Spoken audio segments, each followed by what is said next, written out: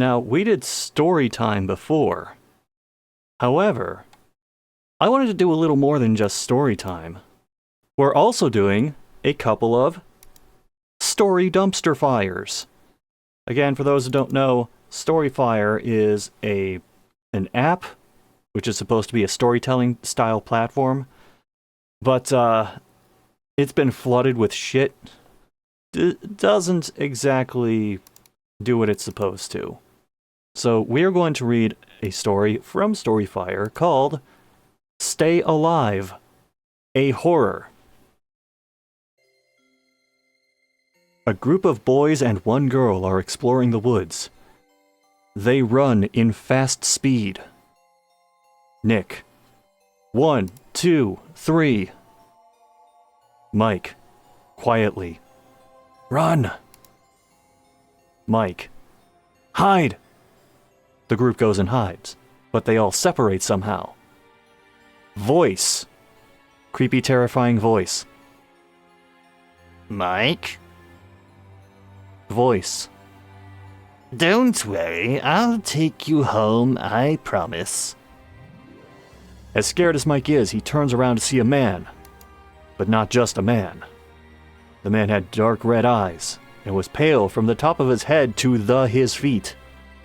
His teeth, if you want to call them that, were as sharp as a knife you would use to cut open a bear. Wow, that's oddly specific. It looked as if he was over 100 teeth in his dark mouth. I mean, at that point, there would be too many teeth for it to function. The white blades go down as far as the eye can see until fading into the black that lies in his throat. As Mike was seeing this in his own eyes. But was he seeing this? He couldn't tell. His instincts tell him to speak, but nothing comes out. Until it did come out. The words came through the vibrations of his throat and into the vibrations of the ears' dark-eyed alien. Mike. Who are... At that moment, the words stopped. The blades flash and rip through the face of the poor man. He flies down. A thundering noise is heard when he slams his back on the ground full of leaves and dirt. He looks up and sees the teeth flash by again. Then he realized it was too late to run, to cry, to stay alive. Nick. Here I come! The man hears this voice and does the unthinkable. His arms pull into his shoulders, and his legs pull into his thighs. Cracks are heard. His head goes into his neck. So he's a turtle? And his body shrinks. What was known as the pale color of his body was suddenly black. He was a raven. He flew to the branch that stood above where the body of Mike is, or once was, and rested its sharp claws into the branch, and waited for his next victim. Nick runs and looks almost everywhere for his friends in the bright summer day. Tree after tree. Bush after bush. Pole after... Oh, look, it's Jim. Jim. Shoot, you got me. Nick. Laughing. You hid behind a pole? Jim. Disappointed. Yeah? Nick. Well, let's find the others. The two go searching and searching until they find all their friends. Nick. We've got Jim, Sarah, Sam, Polo, and... Where's Mike? Sam. I'm not sure. We should go see if we can find him. Jim. Yeah? The group goes and looks for Mike. Tree after Nick. Oh my. The group is filling with horror, and the echo of their screams fill the woods. 911 operator. Oh shit, 911, what's your emergency? Nick, frantically. Oh, my friend has been murdered. 911 operator. I'm sorry, did you say your friend has been murdered? Nick. Yeah? 911 operator. Okay, did you see this murder happen? Nick. No. Ma'am. 911 operator. Okay, where are you? Nick. The woods outside of Barton Street, ma'am. 911 operator. Okay, is he bleeding? Nick. Yeah? Ma'am. 911 operator. We will send emergency services over. Please remain calm and stay in... Nick. Ma'am? Nick. Do you hear me? What's with the grammar mistakes? Oh, I'm actually cleaning up some of them as I go. Breathing is heard from the phone. Inhale. Exhale. Inhale. Exhale. Nick, this is not a joke. Voice. Or is it, Nick? Nick. How do you know my name? The phone beeps as the voice hangs up. Sirens are heard in the background. The woods are silent. The friends are silent. Mike is silent. And Nick is terrified. 1 week later. What? The black thread keeps it all together. Everything is all apart, except for the funeral clothes being kept together by the black thread. Sorry, that was just very strange to read. The music is slow, sad, and passive. Everyone there is torn apart emotionally. You can tell. The silver casket sits there, above the hole. You mean the grave? Inside lays Mike. The group is saddened by the death, and the mystery of who killed Mike. Who would kill such an innocent person like Mike? Happy and joyful all the time. But is that who he really was? Or how he displayed himself? No. You don't know a person fully until they're gone. Nick thinks of what he could have done, to stop this from happening. Then it hit him. He could have done 100+ things to prevent it, but yet he avoided every option. No, he couldn't. It was time. He walked forward and stood on the steps. It creaked on every step. Creak. Creak. Creak. Things felt as if they went into slow-mo. He walked up to the wood stand and talked into the microphone. At least he thought he did. He looked down at his shoes, the black reflecting into his eyes after it reflected from the sun, light. He looked up, and nothing was the same. He was in a wooden house, the wood all decomposed, mold everywhere, even in the fridge that may have once held a cold, frozen chicken inside.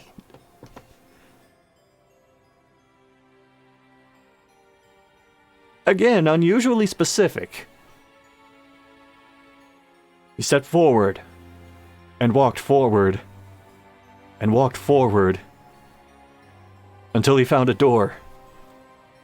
He gripped his hand on the doorknob. Dust flew off the door handle as his hands gripped onto its cold, rotten silver.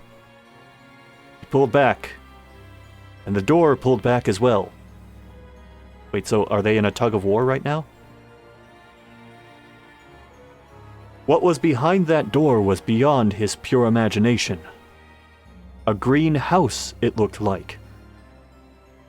Wait, did he mean, like, greenhouse as in, like, The place that you grow plants, or just a house that happens to be green? But bigger and taller. It was in a circle, not a rectangle. It was filled with trees and light. Okay, that kind. Sweat came off his hands, and some ran down his face. It was hot. Indeed, it was hot. Caw, caw, caw. Nick looked up and saw a black bird fly over him. Only one bird, however. The bird was small, but could get bigger if it got closer. Congratulations, you know how perspective works. Then Nick realized with great horror that it was getting closer. Its beak was sharper. Its body was bigger. Its eyes in the shape of an I, as in the letter. Nick. Oh my gosh, I need to get out of here. He turned to reach the dusty door that brought him here, only to realize it was no longer there. Nick screamed, No! and then a sharp stab hit his head. He felt it. Blood ran down his head, past his eye. All he could see was red in the corner of his eye. Oh my god, Lois, that's a frickin' bird! And pulled him backwards into the leaves of the green house.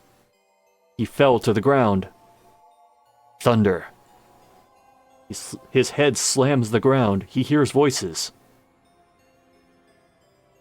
Sarah. Nick! Sam. Nick! Polo. Nick! And the most haunting of them all to him, Mike's voice. Mike. Nick! Hey, Nick! Listen. Nick! He convinced himself that wasn't them. Nick would die during swooping scenes. Jeez. He glanced up and saw the raven land. He pulled his head up so he could see the raven. That was his biggest regret. Or would there be any regrets if he's dead? The raven stares in his eyes.